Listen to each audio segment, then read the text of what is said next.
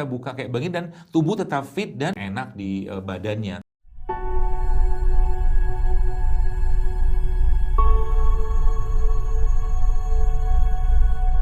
Tentunya kalau kita mengikuti atau mungkin kalau ditanya tentang panduan-panduan syariat, maka contoh kita adalah Rasulullah SAW. Ya.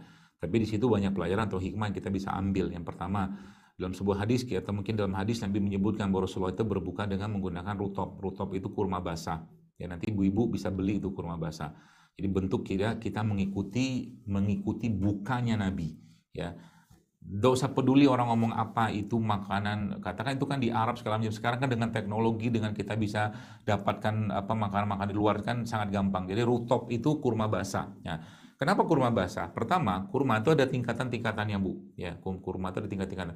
Ada kurma basah, ada kurma kering. Ya. Kurma basah itu dia kandungan airnya masih cukup tinggi, kurma basah. Ya, itu yang pertama. Tapi yang paling penting adalah kurma basah itu dia kandungan gulanya itu jenis gula yang cepat sekali terserap dalam tubuh kita. Ya, jadi kita dengan mengkonsumsi kurma tadi itu kita dapatkan dua benefit sekaligus gitu kan, airnya dapat dan gulanya dapat, dan itu langsung memberikan tenaga untuk tubuh kita. Jadi kalau ditanya berarti konsepnya apa? Konsepnya kalau kita misalkan tidak ada kurma, maka carilah buah-buahan, ya. Carilah buah-buahan yang mengandung gula, ya, gula yang cukup tinggi. Katakanlah contohnya gula tinggi itu contohnya apa? Nanas itu tinggi tuh gulanya tuh. Ya, nanas itu tinggi gulanya. Anggur itu juga tinggi gulanya, ya. Itu contohnya karena dia juga mengandung gula, mengandung air. Nah, di samping itu juga karena memang buah-buahan ya seperti kurma katakanlah hal ini misalkan dia mengandung kalium atau kalsium yang tinggi juga, dia memberikan ketenangan sebenarnya. Jadi produk pangan yang mengandung kalium, kalsium atau mineral-mineral alkali biasanya memberikan ketenangan dan bikin bahagia lah katanya gitu. Ya seperti itu. Nah, itu pedomannya di situ sebenarnya, ya. Jadi kalau kita mengambil atau mentadaburi berbukanya Nabi itu di situ. Nah, lalu kan disebutkan hadis lagi tuh. Nabi menyebutkan bahwa kalau tidak ada kurma basah, Rasulullah SAW berbuka dengan kurma kering. Ya, artinya apa? Protapnya kita berbuka menggunakan protap berbukanya Nabi. Ini yang paling utama sebenarnya. Ya, bentuk kita mengikuti Rasul. Ya, jadi kalau nggak ada kurma basah, Rasulullah berbuka dengan kurma kering atau tamar yang banyak-banyak dijual itulah. Seperti itu kita lihat yang kering gitu ya. Nah, kalau tidak ada tamar, maka Rasulullah berbuka dengan air putih. Ya, seperti itu. Tuh urutannya kayak begitu. Berarti dalam hal ini bolehkah kita makan makanan lokal kita, katakanlah misalkan yang sehat tentunya ya, ketika kita berbuka? Boleh-boleh saja, tapi kalau bisa ikutin dulu makanannya Rasul ketika berbuka. Ya, bentuk kita mencontoh Rasulullah SAW, ya seperti itu. Nah, apa pedoman lagi kita bisa ambil di sini? Karena tubuh kita sekian lama tidak ada makanan, maka jangan masukkan makanan-makanan yang berat dicerna. Ya, ketika sedang berbuka puasa. Maka kan tadi urutannya itu kan kurma, air putih kan gitu kan. Biar tubuh kita beradaptasi dulu ya, peristaltiknya, lambungnya nggak kaget gitu kan. Jadi ketika ada orang misalkan berbuka ya, buka saja misalkan dia menggunakan makanan, kemudian makanan tadi ada cabai, sambelnya, pasti kaget lambungnya. Ya. Makanya dihindari dulu makanan-makanan yang sifatnya bisa mengiritasi kayak begitu. Meskipun ini memang tidak mudah ya. Bahkan mengatakan ya kurma itu sunnah Rasul, wajibnya kita gorengan kan gitu kan. Sunnahnya kurma, wajibnya gorengan. Pelesetannya orang kan begitu. Padahal subhanallah ya, saya sering banyak sekali bahkan di video saya di channel saya itu saya sampaikan tentang kenapa kita perlu menghindari makanan-makanan bertepung ya, berminyak ya, terutama waktu perut kita kosong itu tidak kosong juga karena memang itu berat, buat beban tubuh kita itu berat gitu kan sebenarnya ya, apalagi lemak-lemak yang ada itu tidak sehat. Jadi intinya berarti kalau saya menyarankan, berarti dokter menyarankan kalau berbuka puasa itu pakai apa? Kalau pertama protapnya pakai bukanya Nabi, itu yang pertama ya. Kalau nggak ada, maka protap yang kedua Anda pakai buah-buahan dulu aja. Makan buah-buahan. Itu biasanya kalau saya lagi berbuka itu satu piring saya itu biasanya buah-buahan semua tuh. Nah, supaya buah-buahannya tidak terlalu katakanlah berat atau mungkin mengganggu keseimbangan asam lambung, biasanya saya taburin garam di buah-buahan tadi. Ya, di buah-buahan tadi, buah-buah potong itu ya, rujak juga nggak apa-apa gitu kan. Saya taburin garam di situ. Ya sudah saya makan. Ya seperti itu. Ya, habis itu minum air putih. Ya. Jadi Di luar daripada itu boleh nggak? Ya ini perkaranya bukan masalah boleh atau tidak boleh, ya boleh aja semua mau makan gorengan silakan saja, tapi kan hidup itu pilihan gitu kan.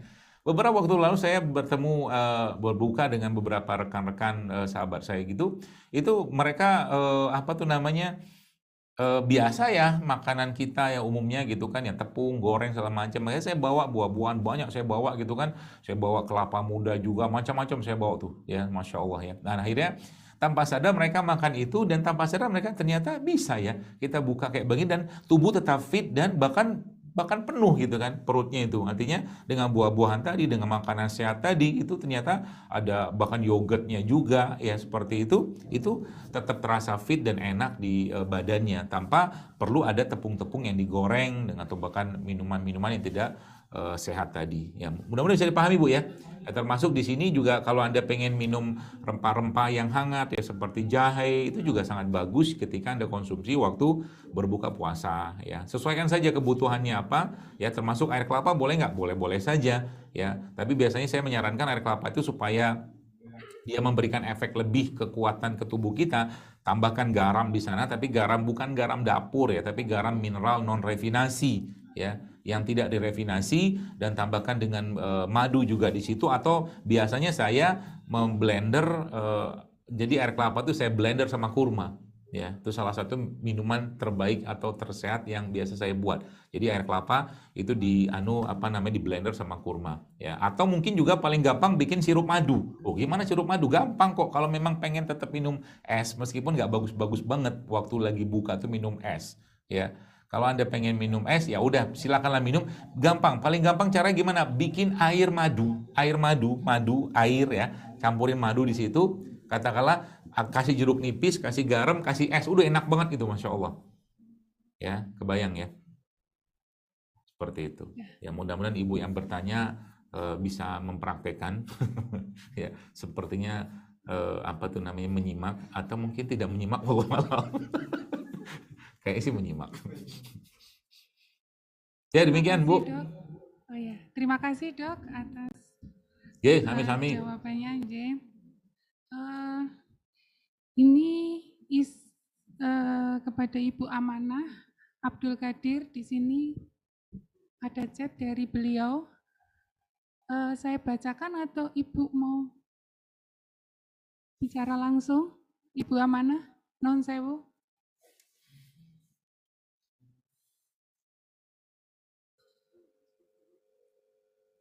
Oke, makasih. Dibacakan juga nggak apa-apa. Silakan. Di sini aja, Bu. Udah sudah terbuka ya, Mangga. Oke. Begini Ustadz, saya ini termasuk yang terlalu besar bobotnya, jadi malah menghindari madu. Takutnya makan madu itu malah makannya tambah semangat begitu ya. Itu boleh nggak kalau mikir begitu? Satu.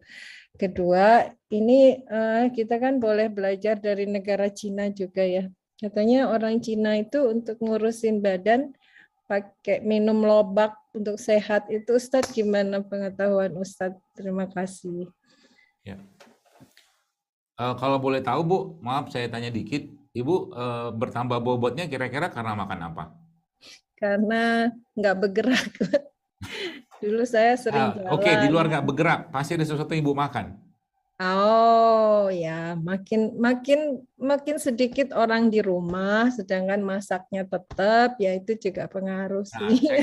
Nah, ini ilmunya saya kasih tahu supaya Ibu paham. Nanti ini bisa Anda terapkan. Kalau kalori yang masuk sama dengan kalori yang keluar, maka berat badan stabil. Oke, ini ilmu umumnya ya. Itu mungkin sudah tahu juga. Tapi kalau kalori yang masuk lebih sedikit daripada kalori yang keluar, maka berat badan turun. Paham ya? Lebih sedikit. Kalau yang masuk lebih sedikit daripada keluar, dia defisit dia, maka berat badan turun. Ya. Kalau kalori yang keluar, tadi kan dia masuk lebih banyak, keluarnya lebih sedikit, maka berat badan naik. Pedomannya kayak begitu saja. Nah, kalori ini dari mana sebenarnya sumbernya? Semua produk-produk yang mengandung gula. Ya, contohnya apa? Jadi sebenarnya kalau Anda Ibu yang mungkin lihat postingan saya, itu cara paling mudah ngurangi berat badan itu sebenarnya dua saja. Anda mulai kurangi, didefisitkan dengan cara apa? Ngurangi makan nasi putih, ngurangi makan tepung, dan mengurangi makan gula pasir. Kalau saya bisa menebak, 3 hal ini pasti masih Anda makan, kan gitu. Karena memang sumbernya dari situ, ya. Nggak mungkin, itu mungkin Ibu lupa atau tidak, karena sebagian besar sumber dari situ. Jadi jangan langsung salahkan madu gitu kan. Nanti kalau saya makan madu, berat badan naik lah, nanti nafsu makan bertambah lah. Sedangkan ya memang bukan masalah di madunya sebenarnya. Kitanya yang tidak komitmen, kita tidak konsisten dengan katakanlah menjaga tubuh kita tadi. Tidak apa-apa, itu ya bagian, namanya juga manusia gitu kan, tidak masalah. Jadi kalau saya berarti caranya gimana supaya saya bisa turun berat badan, misalkan kalau judulnya menurunkan berat badan, ini kurangi kalau didefisitkan kalorinya. Apalagi kayak Ramadan kayak begini, ini saat yang paling tepat. Dengan cara apa? Kan orang berpuasa itu kan doanya mustajab, mudah dikabulkan oleh Allah Subhanahu wa taala. Sehingga nanti ibu misalkan berbuka itu makan itu ya bener-bener kita sebutnya itu nutrient dense gitu kan, makanan yang bernilai gizi tinggi. Contoh mungkin pernah saya sebutkan bagaimana kurma itu disebutkan sebuah riwayat Nabi itu makan kurma dengan butter. Jadi Nabi itu makan kurmanya dengan butter grass fed ya. Lemak dari sapi yang hidupnya itu bukan hidup di kandang tapi dia hidup bebas, yaitu lemak grass fed. Itu banyak bahkan ya, kalau mau cari bisa tuh ya, butter grass fed nanti makan sama kurma. Lemaknya dapat, karbonya dapat, ya, seratnya dapat. Masya Allah, tambah minum. Habis itu ngapain? Ya cukupnya saja, mereka dibuatkan sayur-sayuran gitu kan. Lalu berdoa, ya Allah cukupkan makanan ini untuk aku bisa beraktivitas hari ini, bisa berpuasa, bisa beramal macam-macam. Lalu pasti Allah akan kabulkan, tenang aja. Ya. Dan jadikan makanan sedikit ini ya Allah bisa menguatkan tubuhku. Jadi akhirnya tanpa sadar ibu terdefisitkan sendiri kalorinya. Apalagi kayak bulan Ramadan. Ya, bulan Ramadan jangan samakan dengan bulan yang lain. Makan juga sama, 3 kali sehari. Sahur makan, buka makan, habis tarawih makan. Sama aja. Pasti surplus dia. Ya, makanya dikurangi. Terus sebenarnya kita ini butuh komitmen. Saya katakan tadi ya. Bentuk ya cara kita bersyukur dengan cara ya tadi mengurangi makanan-makanan yang masuk ke tubuh kita sehingga terjadi defisit. Kalau defisit kalori terjadi pasti dia akan turun. Ya, jadi berarti saya nggak boleh minum madu. Minum aja, ibu minum madu 1 sendok mah udah ada bikin gemuk lah insya Allah. Minum madu 1 sendok gitu kan, nasinya 1 piring ya, tepungnya banyak lagi itu gitu kan. Jadi bukan salah di madunya atau mungkin bukan salah madunya. Jadi itu salah satu caranya kita ya untuk mengurangi berat badan. Dan dulu saya pernah bikin 3 tahun yang lalu itu tulisan tentang 7 Days Challenge JSR. Tapi nggak tahu tulisan itu di mana sekarang. Itu banyak sekali orang yang Masya Allah turun berat badannya. Ya,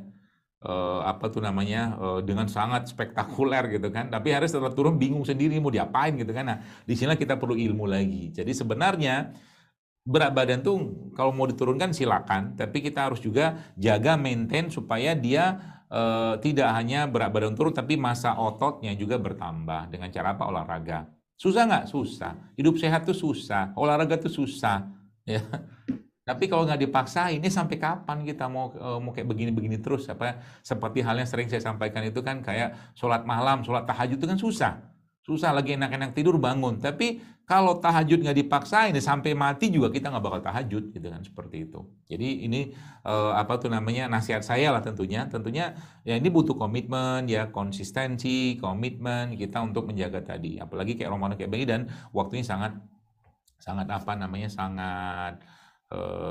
banyak Allah berikan. Nah, berkaitan dengan tadi mungkin di Cina, sebenarnya banyak sih kalau ibu baca nanti browsing aja namanya blue country ya, atau ya blue country, negara-negara yang dia punya peringkat blue lah gitu kan, atau itu ya, negara-negara dengan usia harapan hidup tertinggi di dunia. Itu sebagian besar pola makan yang mereka anut itu adalah pola-pola makan yang sehat ya.